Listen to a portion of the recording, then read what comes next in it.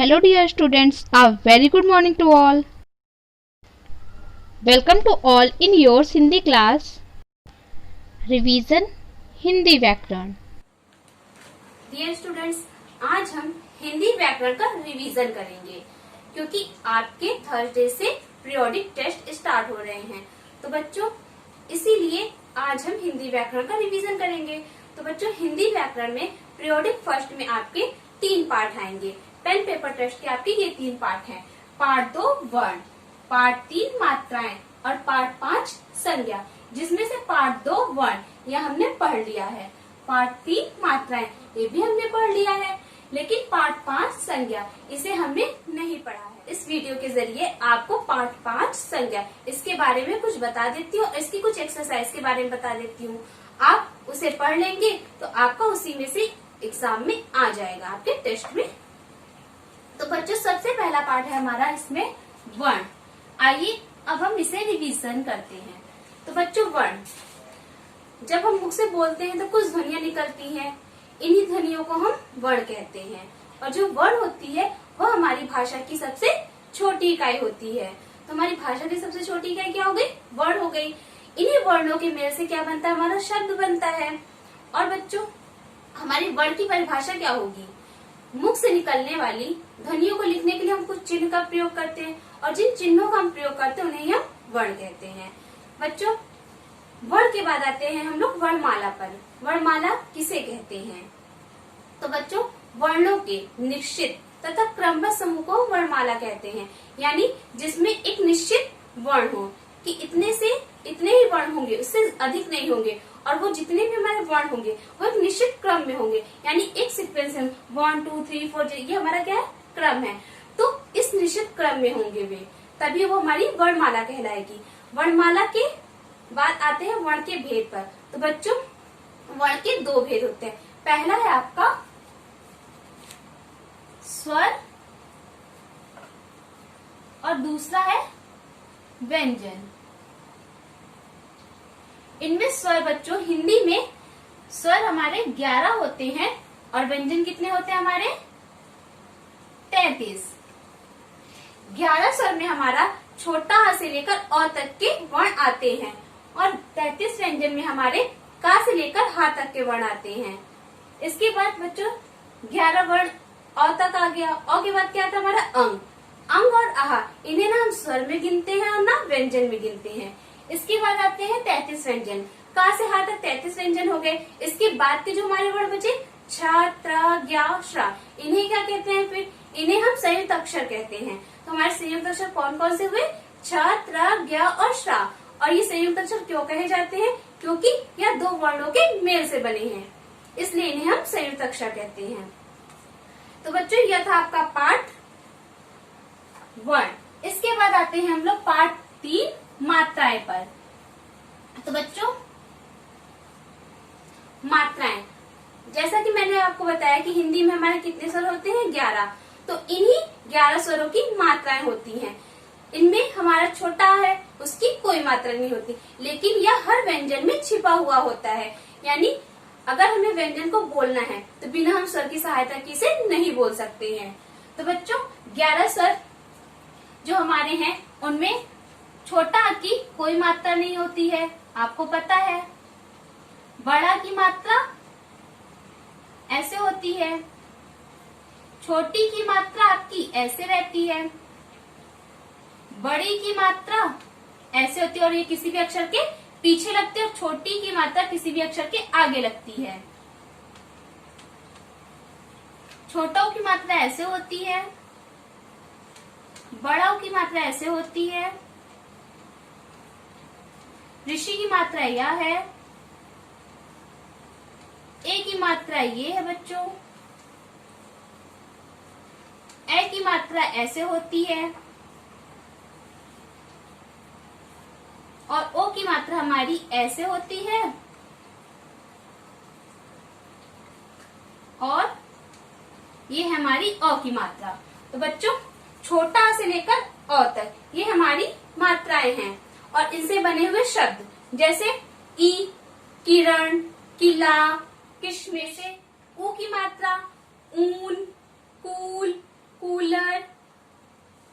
और हमारे बड़ा की मात्रा गाजर, काला, बादल। इसी प्रकार री की मात्रा कृपा, मृग, कृषक। ये सब हमारी मात्राएं हैं और इन मात्राओं से बने हुए शब्दों को भी आप पढ़ लीजिएगा। छोटा से लेकर अ तक सभी मात्राओं के शब्दों को आप पढ़ लीजिएगा, तो आपका मात्राएं पार्ट कंप्लीट हो जाएगा। और बुक में मैंने आपको किताब में जितनी भी एक्सरसाइज फिल करवाई है उन्हें पढ़ लीजिएगा, और क्लास और कॉपी में जितनी भी परिभाषाएं मैंने आपको लिखवाई हैं उन्हें आप लर्न कर लीजिएगा, तो आपका ये दोनों पार्ट कंप्लीट हो जाएगा। इसके बाद आते हैं बच्चों पार्ट 5, संज्ञा। तो बच्चों संज्ञा किसे कहते हैं? संज्ञा हमारा किसी का भी नाम, चाहे वो किसी व्यक्ति का नाम हो या स्थान का, वस्तु का, या फिर हमारे भाव का।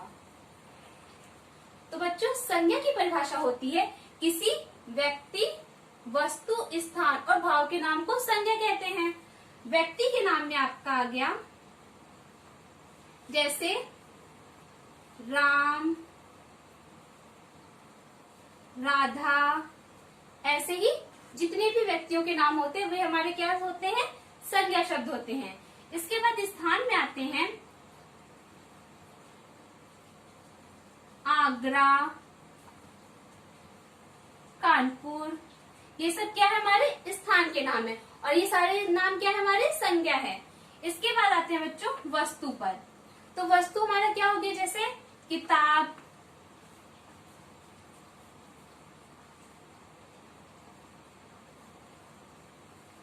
गाजर, नल। ये सब क्या हमारे वस्तु हैं जो हम प्रयोग करते हैं, तो इनके भी नाम हमारे क्या होते हैं? संज्ञा शब्द होते हैं। इसके बाद आते हैं बच्चों भाव पर। भाव का अर्थ होता है फीलिंग्स, यानी मनुष्य के मन के भाव या फिर मनुष्य के गुण दोष। इन सभी नामों को हम क्या कहते हैं? भाव। तो बच्चों जैसे वीरता, ईमानदारी, ये सारे शब्द हमारे क्या है? भाव के नाम है। तो ये सारे शब्द हमारे क्या हुए?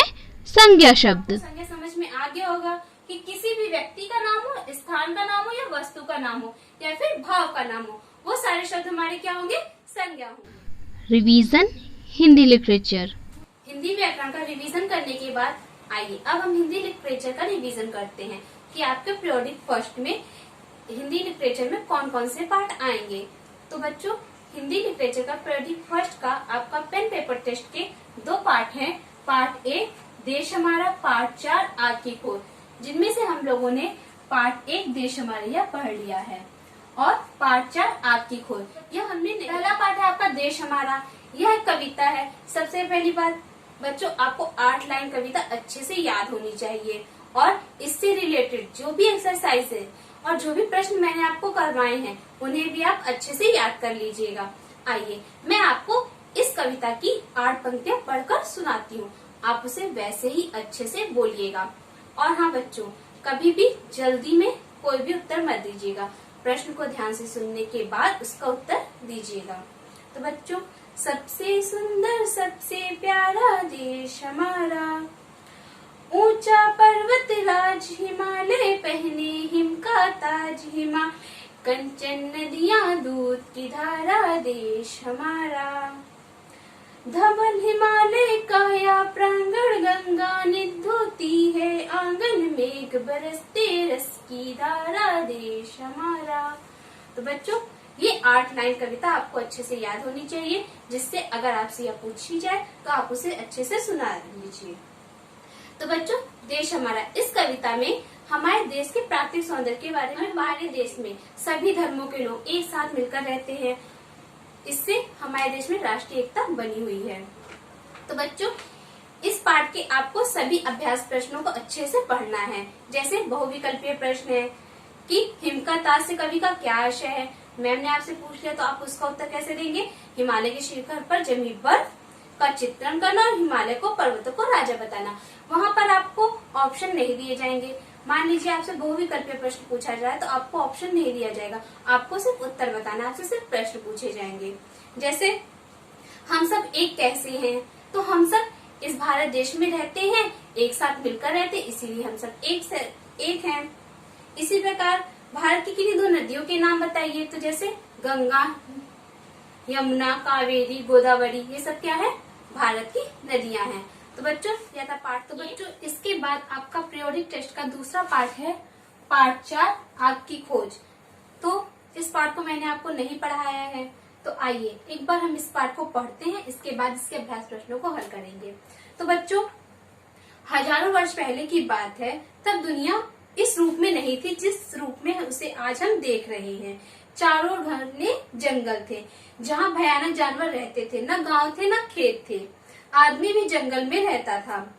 वह अपने भोजन की खोज में जंगलों में इधर उधर घूमा करता था, जानवरों का शिकार करता था और उनका कच्चा मांस खाता था। तो पहले के समय में बच्चों हमारे पास जैसे इस समय घर है वैसा घर नहीं था, जंगल ही जंगल था और जंगल में जंगली जानवर थे और मनुष्य के पास खाने के लिए कुछ नहीं था, तो वह उन्हें ही मारकर खाता था। संयोग से उसे आग का पता लग गया। एक बार वह शिकार के लिए जा रहा था, उसके पास कोई हथियार न था। निशाना मारने के लिए उसने बड़े पत्थर के छोटे टुकड़े करना चाहा। पत्थर को पत्थर पर मारा, इससे चमक निकली। उसकी समझ में कुछ नहीं आया। दूसरी बार फिर एक पत्थर को दूसरे पत्थर पर उसी तरह मारा, फिर वैसी की लाल पीली चिंगारियां निकली। ये चिंगारियां नीचे पड़ी सूखी घास पर जा लगी, इससे घास जलने लगी। वह आदमी अचरज में देखने लगा। उसे प्रकाश और गर्मी दोनों का अनुभव हुआ। आपको पता है ना बच्चों कि आग से हमें रोशनी भी मिलती है और गर्मी भी मिलती है। यह उसके लिए एक नई चीज थी। इससे वह बहुत प्रसन्न हुआ और नाचने लगा। घास पात और लकड़ी डालकर उसको वह जलाता रहा, जिससे वह आग बुझे नहीं। उसने उसे बुझने नहीं दिया। आग उत्पन्न हो गई। संयोग से एक बार उसके हाथ से मांस का टुकड़ा उस आग में जाके गिर गया। उसने उसे उठाकर खाया। उससे वह बहुत स्वादिष्ट लगा। अब तो इस आग को बनाए रखने के लिए उसकी इच्छा और भी प्रबल हो गई, यानी और ज्यादा इच्छा हो गई कि नहीं, अब इस आग को मुझे बना के ही रखना है। यह थी आग की खोज। आग का पता तो चल गया, पर उसको जलाता कैसे वो बनाए रखे, यह सबसे बड़ी कठिनाई थी। कहीं से एक पत्थर उसको भी दूसरे पत्थर से रगड़ा, इससे आग जल्दी और सरलता से पैदा हो गई। उसकी प्रसन्नता बढ़ी। उस पत्थर के बीच में उसने एक गड्ढा कर लिया। उसी पत्थर की एक पतली लंबी खूंटी भी उसने बना ली। पत्थर के टुकड़े में किए गए गड्ढे में बस खूंटी को चारों ओर से घुमाया। पत्थरों की रगड़ से एक चिंगारी निकली और पास की सूखी घास में लग गई।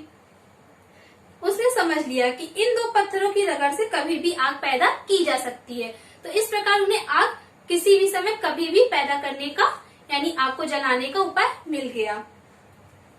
वह उनको बड़ी सावधानी से रखने लगा, यानी जो पत्थर थे उन्हें वह बहुत संजो कर रखने लगा कि कहीं वो खो न जाए। ये पत्थर कौन से थे बच्चों?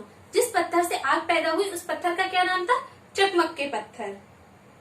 धीरे धीरे उसे पता चला कि लोहे और पत्थर, जैसे पत्थर और पत्थर को टकराने से आग निकलती है, चिंगारी निकलती है, आग लगती है, वैसे ही लोहे और पत्थर को की रगड़ से भी आग पैदा की जा सकती है।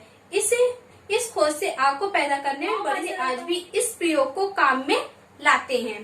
अब वे सूत की डोरी को बांस की नली में डालकर रखते हैं और चकमक के पत्थर को लोहे के टुकड़े से रगड़कर आग पैदा कर लेते हैं। आग पैदा करने के प्रयोग चलते रहे कि कैसे आग को हम जलाएं। इसी में धीरे धीरे दिया सलाई का आविष्कार हुआ। दिया सलाई के बड़े बड़े कारखाने लगे। कोटा नगर में दिया सलाई का एक बड़ा कारखाना है। आज हमारे लिए आग जलाना बहुत सरल काम हो गया है, इसीलिए हम उसे कोई महत्व नहीं देते। पर जब हम यह सोचते हैं कि यदि आग नहीं होती तो हम क्या करते, तब इस खोज का महत्व हमारी समझ में आता। आग की खोज प्रकृति पर मनुष्य की सबसे बड़ी विजय है। तो बच्चों देखा आपने, इस पाठ में आग के बारे में बताया गया है कि आग को कैसे हमने पाया, कैसे आग की उत्पत्ति हुई और आग को बनाए रखने के लिए मनुष्य ने क्या किया। तो बच्चों आइए अब इसके अभ्यास प्रश्नों को हल करते हैं। हजारों वर्ष पहले दुनिया कैसी थी? तो बच्चों हजारों वर्ष पहले दुनिया कैसी थी? इसमें आपका राइट आंसर होगा घ सभी, लेकिन आपको ऐसे नहीं याद करना है। आपको पार्ट 1 और पार्ट 2 इन दोनों पाठों के बहुविकल्पीय प्रश्न को उसके उत्तर के साथ में याद करना है। यानी वहां पर आपको अगर बहुविकल्पीय प्रश्न पूछा जाएगा तो उसे एक शब्द में उत्तर दो, इस तरह से पूछा जाएगा। तो आपको वहां पर ऑप्शन नहीं दिए जाएंगे। तो हजारों वर्ष पहले दुनिया कैसी थी? चारों ओर घर जंगल थे, जंगल में हिंसक जानवर थे, आदमी रहने हेतु गांव या खेत नहीं थे। तो ये तीनों ऑप्शन आपको याद करने होंगे। इसके बाद दूसरा प्रश्न, आदि मानव क्या खाता था? तो जानवरों को कच्चा मांस, जानवरों को पका मांस, जानवरों का झुलसा हुआ मांस या सभी? तो बच्चों सबसे पहले आदि मानव जानवरों को कच्चा मांस खाता था, जब उसे आग का पता नहीं था। आग का पता होने के बाद वह उसे पकाकर खाता था, लेकिन सबसे पहले कच्चा खाता था। तो आपका राइट आंसर क्या होगा? कच्चा मांस। आग की चिंगारी किस चीज के टक्कर से पैदा हुई? तो बच्चों किससे पैदा हुई थी? पत्थर और पत्थर की टक्कर से। आदि मानव को आग क्यों अच्छी लगी? क्यों अच्छी लगी थी? क्योंकि उससे उन्हें गर्मी और प्रकाश मिला था और उसमें पका हुआ भोजन भी उन्हें स्वादिष्ट लगा था, यानी उसमें पका मांस उन्हें स्वादिष्ट लगा। ये आपका इसका आंसर है। इस पाठ के अनुसार किसकी खोज पृथ्वी पर मनुष्य की सबसे बड़ी विजय है? तो पाठ का नाम क्या है हमारा? आग की खोज। तो किसकी खोज? आग। दिया सलाई का कारखाना राजस्थान में कहाँ है? तो बच्चों दिया सलाई का कारखाना राजस्थान में कोटा में है। इसके बाद है मौखिक प्रश्न। तुम आदि मानव के बारे में क्या जानते हो? तो बच्चों आप आदि मानव के बारे में जो जानते हैं उन्हें आप बता दीजिएगा कि वह जंगलों में रहते थे और वह कच्चा मांस खाते थे, जानवरों को मारकर उसका कच्चा मांस खाते थे। इसके बाद सबसे पहले आग कैसे जली? तो बच्चों सबसे पहले आग कैसे जली? पत्थर को पत्थर से रगड़ने पर आग जली। आज तुम आग जलाने के लिए किसका प्रयोग करते हैं? तो आज हम आग जलाने के लिए किसका प्रयोग करते हैं? दिया सलाई का प्रयोग करते हैं, लाइटर का प्रयोग करते हैं। खाना बनाने के लिए किस चीज का प्रयोग किया जाता है? तो बच्चों खाना बनाने के लिए ईंधन का प्रयोग किया जाता है। और ईंधन में किसका प्रयोग किया जाता है? आग किस पत्थर से पैदा हुई? तो बच्चों आग जिस पत्थर से पैदा हुई थी उस पत्थर का क्या नाम था? चकमक के पत्थर। तो बच्चों इसके बाद है खाली जगह। हजारों वर्ष पहले आदमी खाली जगह में रहता था। कहाँ रहता था? जंगलों में। एक पत्थर को दूसरे पत्थर पर मारने से खाली जगह निकली। तो क्या निकली? चमक से उसे खाली जगह और खाली जगह का अनुभव हुआ। तो किसका अनुभव हुआ था? प्रकाश और रोशनी का, गर्मी का। खाली जगह और पत्थर की रगड़ से भी आग पैदा की जा सकती है। तो बच्चों पत्थर और पत्थर की रगड़ से तो पैदा की जा सकती है, लेकिन और किसकी रगड़ से पैदा की जा सकती है? लोहे और पत्थर की रगड़ से भी आग पैदा की जा सकती है। आग की खोज खाली जगह पर मनुष्य की बड़ी विजय है। तो किसकी बड़ी विजय है? प्रकृति की। तो बच्चों आप इन दोनों पाठों को अच्छे से पढ़िएगा, इनके अभ्यास प्रश्नों को हल करिएगा। पार्ट 1 में मैंने आपको जितने भी प्रश्न क्लास और कॉपी में कराए उन्हें अच्छे से याद करिएगा। और पार्ट 4 आग की खोज, इनके लिए आप इस पार्ट के लिए आप इस पार्ट को अच्छे से पढ़िएगा, इसके अभ्यास प्रश्नों को हल करिएगा। इनके जो मौखिक प्रश्न है, बहुविकल्पीय प्रश्न है, रिक्त स्थान है, इन सभी को आप अच्छे से याद कर लीजिएगा।